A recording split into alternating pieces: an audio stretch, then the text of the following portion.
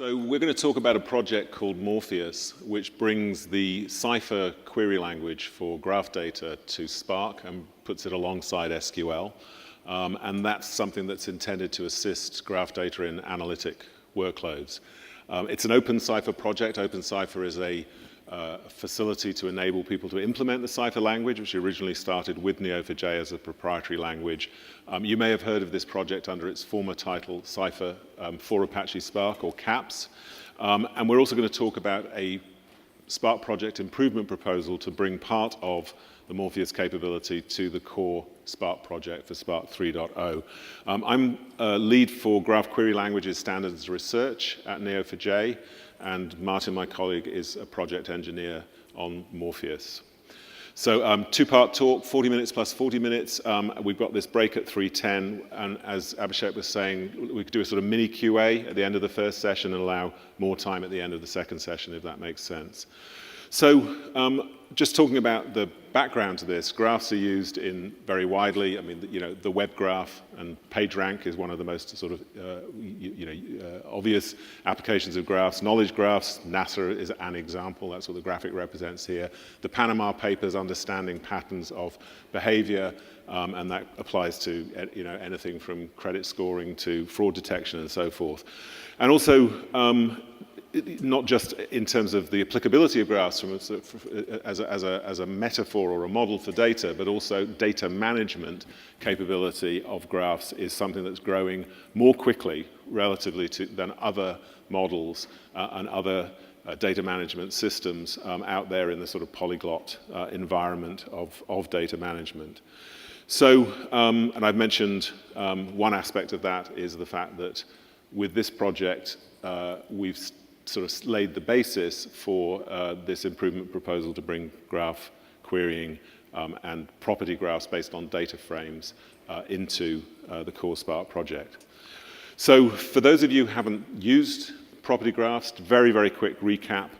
Property graphs are very similar conceptually to the entity relationship model. You have concepts or entities, which we call nodes. You have relationships, and both of those elements can have attributes or properties, as they're usually known in this environment.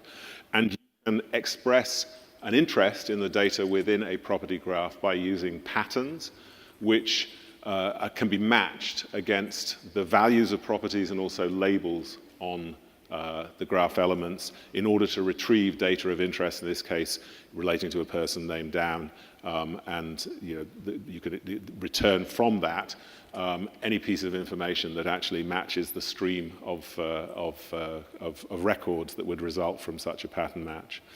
So in Spark, we wanted to bring graph data to Spark because it gives you a more concise and visual view of complex relationship-centric data. And also, particularly important, you can run network algorithms over graphs, and there's a lot of interest in that. So I think graphs enhance data engineering and science. The data engineering side includes the ability to integrate data and to use a graph as a way of viewing pre-existing relational data, and we'll talk about that as we go through. Another cut on this is we've got transactional capability in the graph world, just like we have in the relational world. We want to bring more of that graph capability to the data integration and analytics spaces.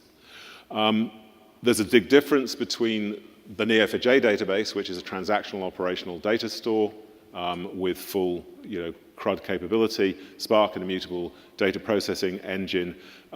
In the Spark world, we've had to deal with the issue of having multiple graphs, to be able to have transformations, queries viewed as functions that project graphs, and we do all of that by layering on top of the pre-existing Spark SQL capabilities that are incarnated in the Catalyst engine.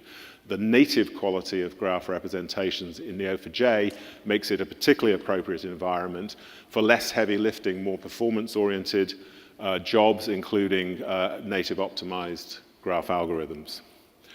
And what Morpheus is based on is the idea of taking SQL and Cypher and making them both available in the same Spark session. And that's because there's not an attempt to challenge the utility of tables of DataFrames as a data model, or SQL as a very valuable language.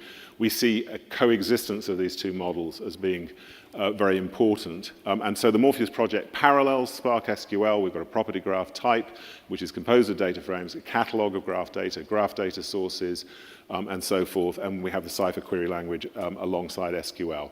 And a Cypher session will effectively incorporate, imbibe, extend logically a Spark session. So Morpheus could be used for data integration, for distributed Cypher execution, very large volume data, and as a way of wrangling information to bring it into an environment which is more graph-centric. And one part of that is the use of graph algorithms. And there are a whole number of different algorithms. We'll see some examples as we go through. There are demos here of how graph algorithms are integrated with the Morpheus environment. So just very quickly before I finish, I just want to sort of summarize what Morpheus can do. It can take data from a variety of data sources, including a Neo4j graph database, files, or an organized system of files that has been used to snapshot a graph, and source that into a property graph object. It can then wrangle that data in a couple of ways. We can query a property graph and extract a subgraph or project a new graph from that query. We can actually amalgamate, this diagram doesn't show that, more than one graph input. We can also run a Cypher query that just produces tabular results if we're interested in the values that are present on the properties of nodes and relationships. And we can use a table as a driving table for a query that is actually then also going to be operating off a graph. So the SQL side of the house can be involved in the generation and the interpretation of tables. The Cypher side of the house can use that information to actually operate over graphs.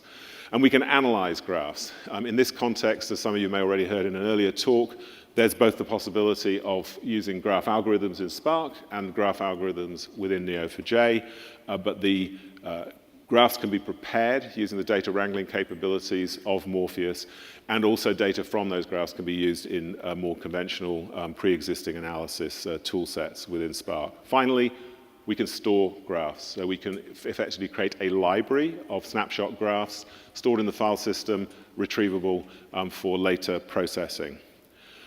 So I was wrong. I think I'm going to cover this a bit as well, so I'll cover it. There's a Cypher query language, very quick sort of survey. Cypher has two sort of variants, Cypher 9 and Cypher 10. Morpheus is the place where Cypher 10 has come into the picture, and that's got some newer features. But Cypher 9 is the language which, if you're familiar with Neo4j, you would use in Neo4j. You can write queries, you can project tabular results. It's been implemented by a number of other vendors, and there are this project Cypher, originally Cypher for Apache Spark, and there's also a Cypher for Gremlin open project. It's a full TRUD language. It supports create, merge, and delete, which we don't need in the Spark environment, but it only returns tabular results. Cypher 10 gives us the capacity to manipulate multiple graphs, multiple named graphs in a catalog, to project graphs through graph construction from queries, to record graphs within the catalog, and also to define views over graphs in order to have sort of virtual graphs. So it turns Cypher into a composable language, just as SQL is composable from table to tables. And just to sort of give a sense of that, the bits in blue, if you can see that, are new. They're part of Cypher 10. You can specify the graph you're working on. You can construct new graphs, and Martin will show running examples of these things. You can take data from more than one named graph and construct a graph output as well. And you can define views, which unlike SQL views are parameterized. So a view can actually be defined that can be run over multiple graphs of the same data model. And when you use those views, you can also have views over views. So you can compose views. I think this is the first time that we've seen graph views actually either in the RDF or in the property graph world coming into existence. So I think that's a particularly interesting feature being shown in Morpheus. And I'll pass over to Martin to talk about the architecture and show you some examples of how this project is actually used in practice. Thank you. So let's talk about the architecture first. So Morpheus is basically consisting of 4 components. We have a Scala API that you can use to run Cypher queries over Spark. There's this thing called the property graph catalog that is very similar to the Spark SQL catalog and allows you to manage multiple graphs. there's a concept called property graph data sources that allow you to connect to different data sources and read and write graphs from there. And there's the query engine, which is basically a compiler from Cypher to the Spark SQL API. So basically from a graph world into a relational world. To look into this in a bit more detail, let's assume we have the query on the top left where we are looking for a captain that commands a ship, and the captain's name is Morpheus. So this query basically goes into the system, and the first step it runs through is the so-called OpenCypher frontend, which is the same code that we use in Neo4j and also in Cypher for Gremlin. And this module does the parsing, rewriting, semantic analysis of the query and puts out an abstract syntax tree AST. This AST is then handed over into Morpheus, which is basically consisting of 4 phases. The first phase is what we call the intermediate language, where we do mainly typing of expressions. So as you might know, Neo4j is a schema flexible or schema-free database system, whereas Spark has a fixed schema, a struct type. So we need to type expressions to represent our data. With this representation of the query, we go into the logical planning phase, where we translate into logical graph operators that are very familiar or very similar to Neo4j. So things like expand, which means you compute all the neighbors of a node. And we also do some basic logical optimization there. And then this logical representation of the query is handed over to the relational planning phase, where we basically translate into relational operations over an abstract table. So it's an abstract table that has all the relational operators like join, filter, and so on. And then we have the 4th module, which is our Spark backend that actually implements this abstract table using DataFrames. And the data flow program that we output from this module is then handed over to Spark SQL. We use Catalyst, of course, for the cost-based and rule-based query optimization, and then Spark for the distributed execution of the query. So let's now look at how a property graph is represented in Spark. A property graph can have multiple labels on nodes, and a single label, we call it relationship type, on edges, which are the relationships. And for each label combination, so for each set of node labels, we have a node table that contains all the nodes that have exactly this label combination. And it's the same for the relationship tables. The tables themselves are then represented by data frames, which, like I already said, require a fixed schema, which is why Morpheus introduces a graph type that knows about the node types and relationship types occurring within the graph, and also about their properties and the corresponding data type. Let me give you an example.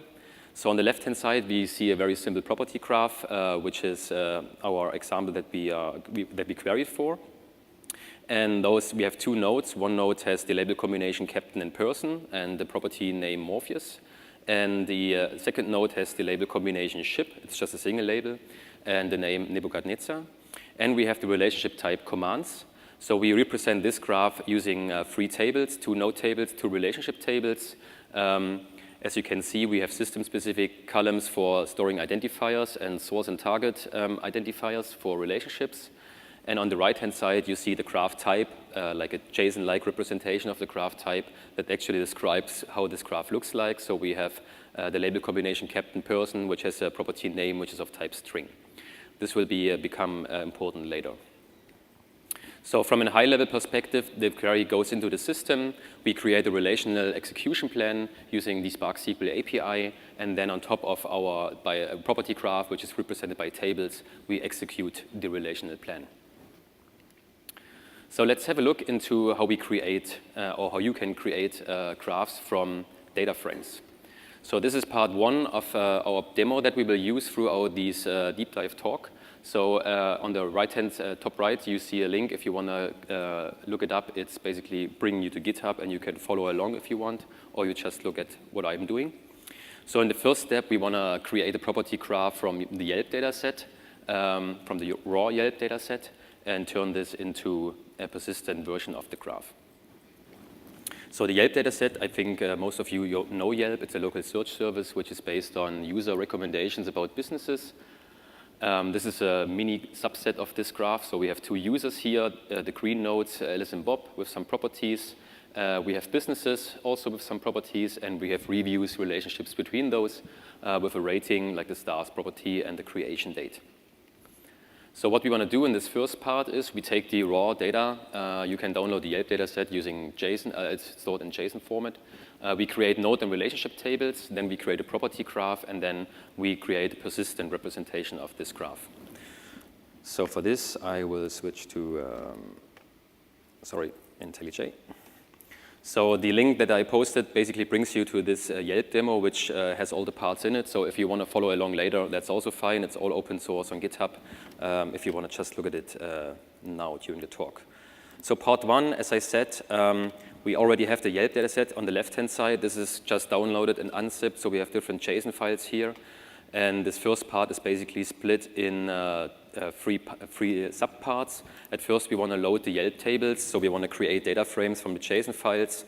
I think I don't need to explain this. This is pretty straightforward Spark SQL, so you read from JSON, and then we select some columns that we are interested in, and then we just create a case class that wraps those 3 data frames, one for users, one for businesses, and one for reviews. And in the second step of this part, we actually create a property graph. So for this, you need to specify some metadata that we call node mapping. Let me quickly switch back here. So let's assume we have this data frame on top containing like 2 rows representing 2 nodes, Alice and Bob, with their according properties. And in order to create the node mapping for this data frame, you can use a node mapping builder where you have to specify which is the primary key column, which is ID. You have to say what is our implied label. It's implied because we don't have a column that stores that information. It's just the metadata that you give to the system. Then we specify the columns that contain properties. And then you have the build function, which creates the node mapping, and then the user data frame as a second argument for this create method. So that's basically what you see here in the code. We do this for the users, we do it for the businesses, and the same for the relationships. Here, in addition to the primary key column, we also have to specify where the start and the end node key are stored, so it's pretty straightforward. Another thing that I want to mention here is, maybe you saw this prepend ID column.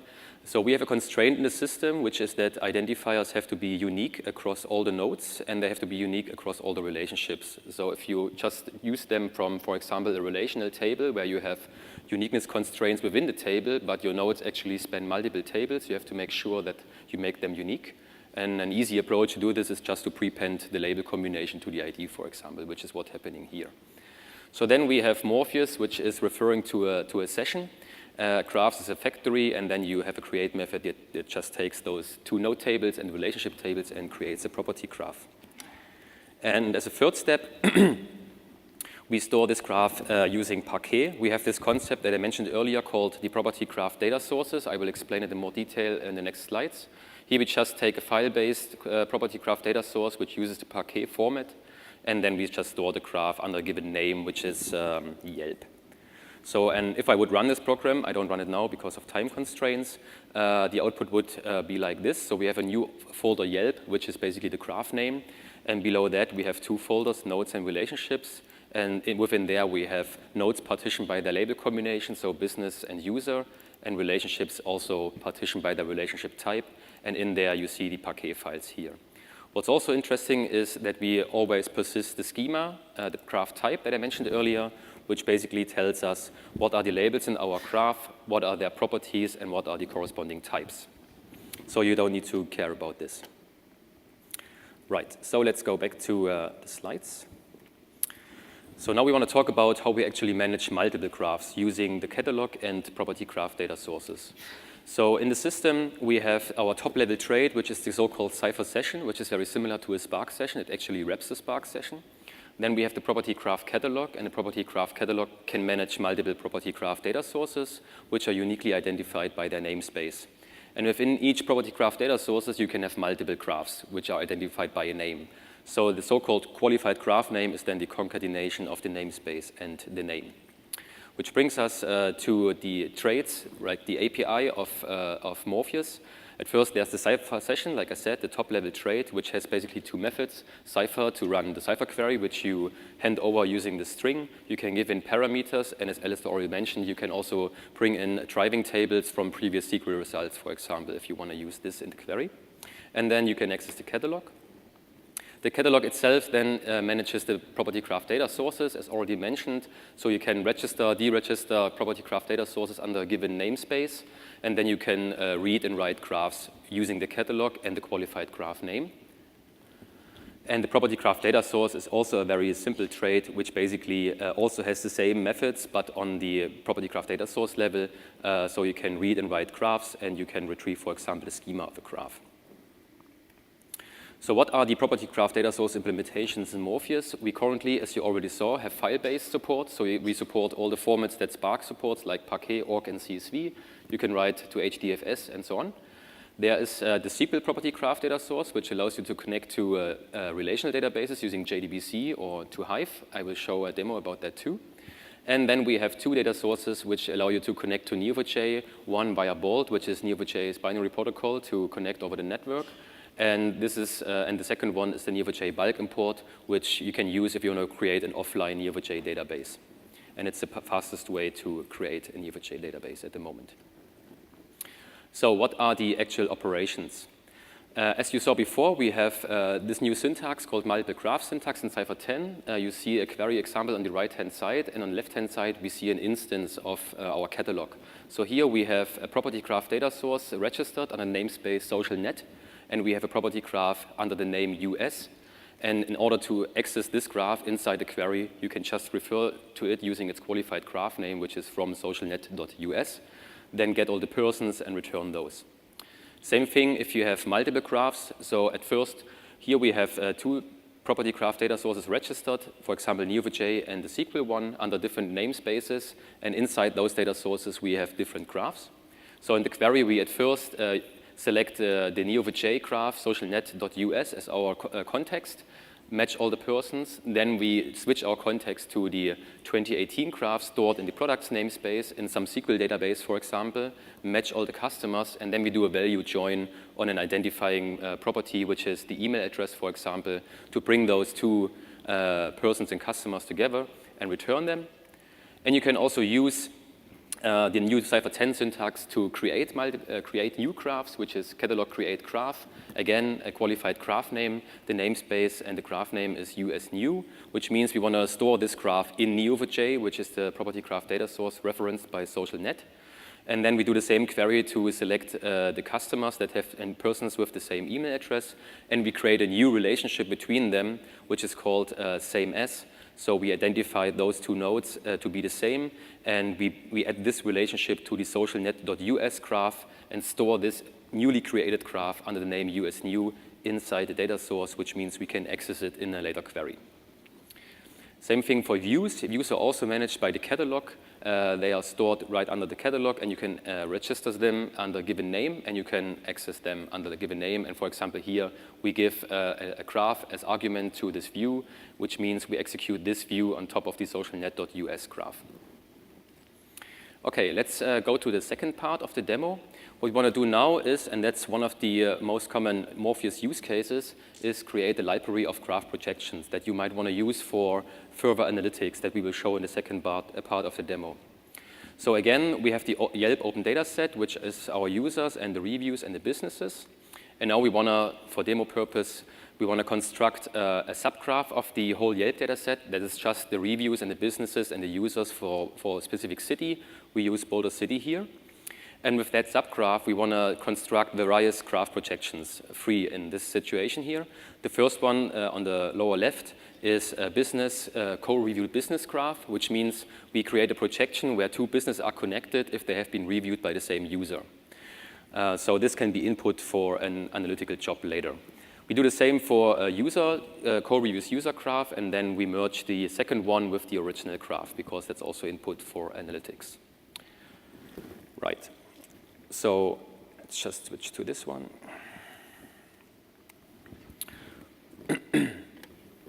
So here, it's basically straightforward. We have our Cypher session. We call the variable Morpheus here. The name is still kept session, which was the previous name of Morpheus. We'll rename this in a PR next week, probably.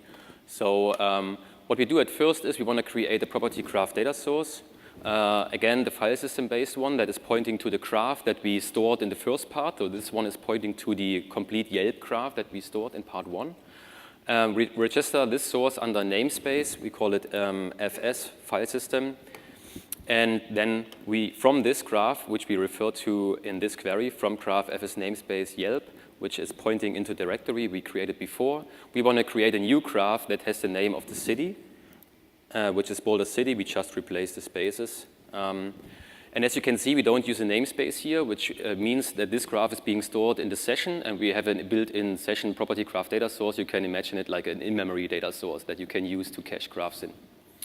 So we create the subgraph using the predicate to just limit it to the cities. We can also, as you note from the Spark SQL API on DataFrames, we can also cache graphs, which you can see in this line, because we want to run multiple projections on the same graph, so it's a good idea to cache it.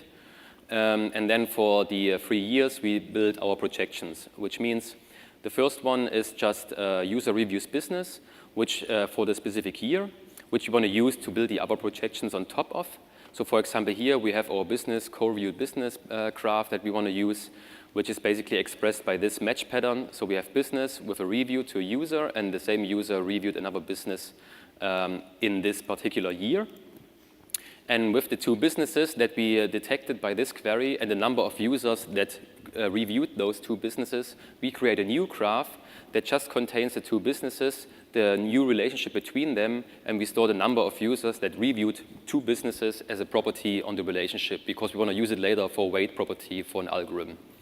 So we do the same for the two other projections, and if we run this, the output is shown here on the left-hand side. This is Boulder City, which is the graph, that's the city that we want to use for our projections. And then we have a subdirectory for each projection.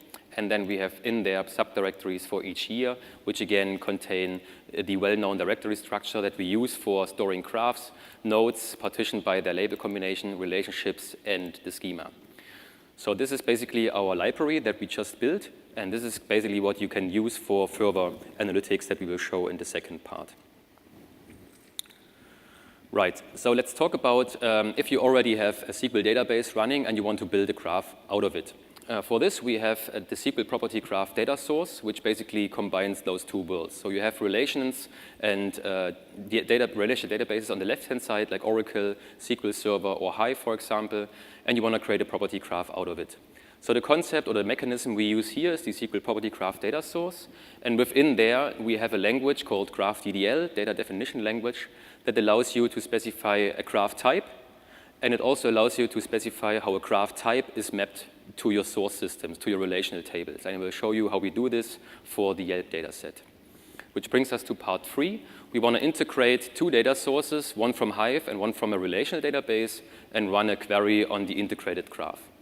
We again use the Yelp open data set. We just added another property here, which is an email address that is basically just the ID of the user at yelp.com. And we extracted the friendships from Yelp. So Yelp also contains friendship relationships, and we just declare them as a second data source. We call it Yelp book. And this is basically the second data source we want to use here.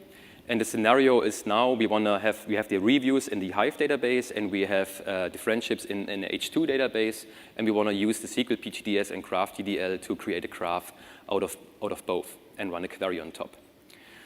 So this is an example for a graph type definition in DDL. This is a language that allows you to specify the concepts that you have in your graph. So for example here, the top 4 elements here are the concept that we use to describe our property graph. There's a user, a business, a reviews, and friend.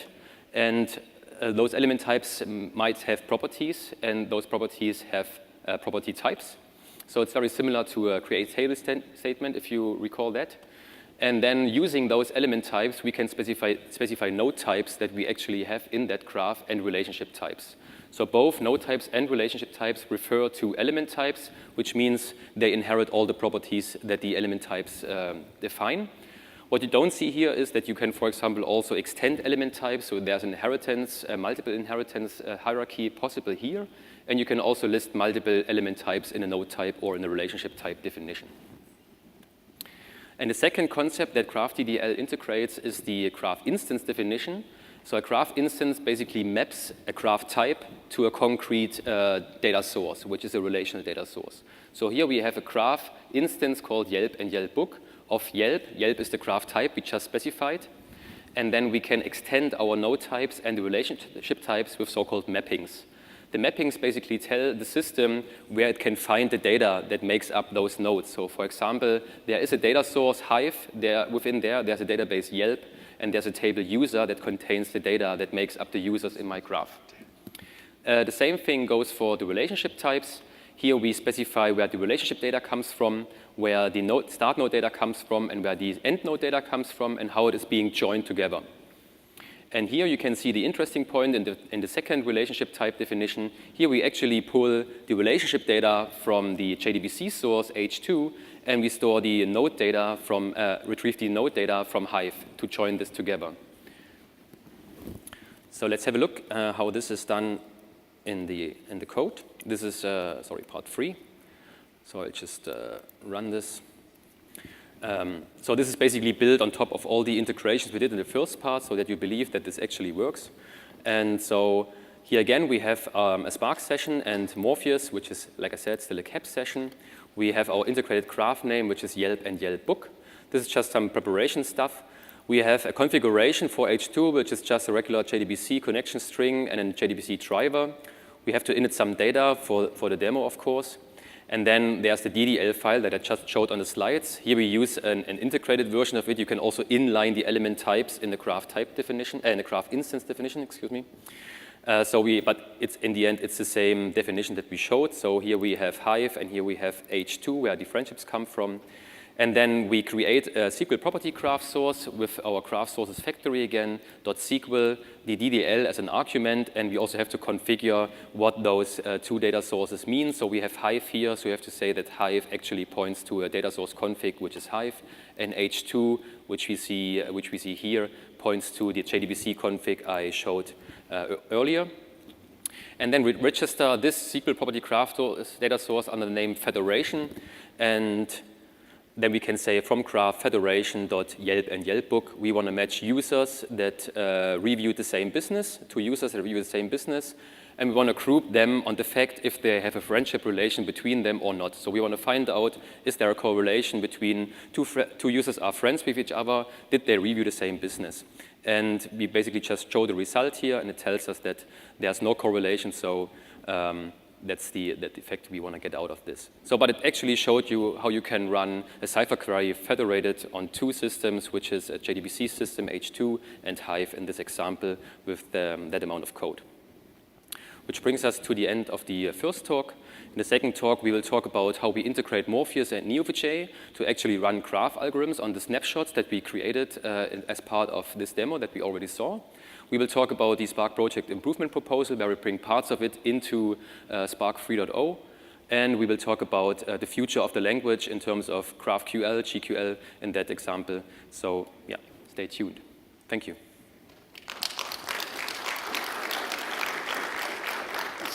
So I think we have 3 or 4 minutes before the session's due to end. If we have questions, if people wouldn't mind going to the mic in the central aisle to ask their questions, so it'll be picked up for the web projection. Hi. So wonderful talk. Very excited about graph databases in general. So Neo4j is I guess when I heard about it at first, it was like a very schemaless system. So do the graph type that we talked about here, is that sort of like an optional schema that's being introduced now, or is it like sort of a mandatory thing if you're dealing with multiple graphs?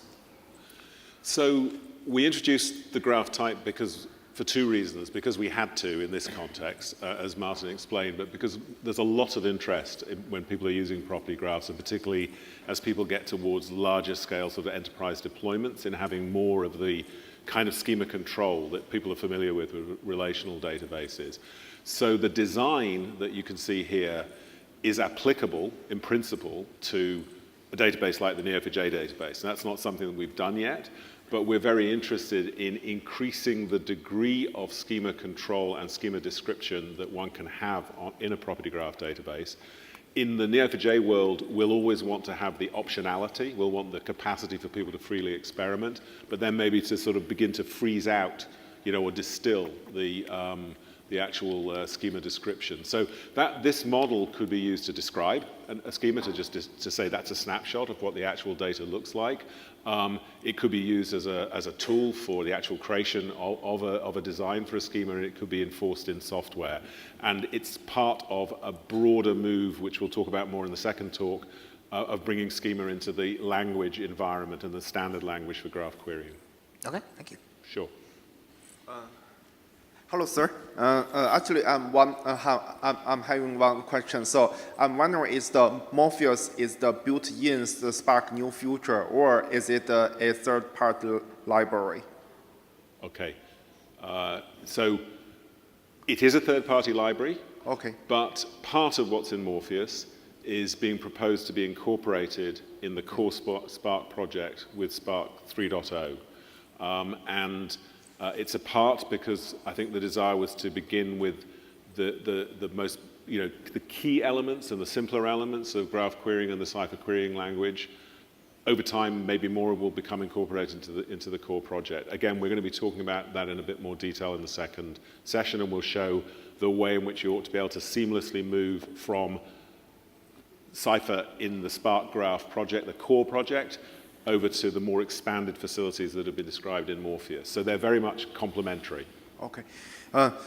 Another thing is about the translation between the Neo4j label to SQL table. So actually, I'm having experience of using Neo4j, and I know that for each node, it can have at most 5 labels. So suppose if a node is having more than 1 label, so how to translate the label to tables? So as explained, we have the concept called tables for labels, which means if you have nodes that have multiple labels, all of the nodes that have exact that label set are stored in the same table. So if you have, for example, a label set person employee, and you have multiple nodes having exactly those 2 labels, they all end up in the same node table. If you have person employee customer as the 3 labels on your node, all the nodes having those 3 labels are in a different node table. That's how it's structured internally. Okay. Okay. So the last question is about. So yeah, it is a very great demo, and the demo is to translate different things into the graph database, and I'm thinking it's more towards a batch job instead of a streaming job. So I'm wondering, so if we are running a Spark cluster, so how to I'm wondering how is this supporting real-time thing? Not at the present. I mean, there is you could see, I think with the sort of, the Spark streaming API, you could imagine how you could extend this, but that work hasn't been done. So at the moment, this is, as you said, it's based on, pre-existing static complete data sets or extractions dynamically from a system that can provide a stream of data, but in a single, scan, if you like, rather than actually continuously presented data. Yeah. Okay, thank you. Sure. Hi, could you comment on the performance of those queries, or are there any specific optimizations that will be very helpful for this type of graph query? So for now, we basically did some benchmarks with, for example, TPCH and the LDBC graph analytics benchmarks that are kind of graph queries on the LDBC side and like warehouse kind of queries on the TPCH side. And there we basically achieved the same performance as pure Spark SQL with SQL queries, which is kind of our lower bound at the moment. But we can imagine some optimizations, especially with regard to data skew and joins. And that's something we have on our roadmap, yes. How about comparison to Neo4j performance on the same data sets? Right.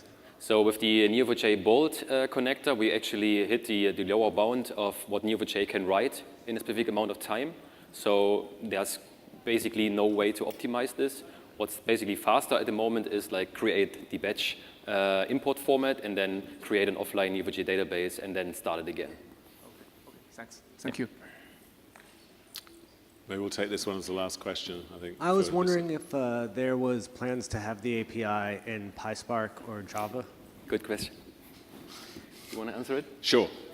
Yes. The driver for that, we've always intended to do that, but the driver for that specifically is being able to provide that initially as part of the Spark project improvement proposal, but that we want to extend the Python API across the whole API surface of Morpheus as well, which is a superset of that. So, yeah. Great, thank you. Sure, no problem. Okay, I guess we've probably got about 6 minutes before we actually kick off again, so we'll take a break, and hopefully we'll see some of you, or most of you, at the next session. Thank you.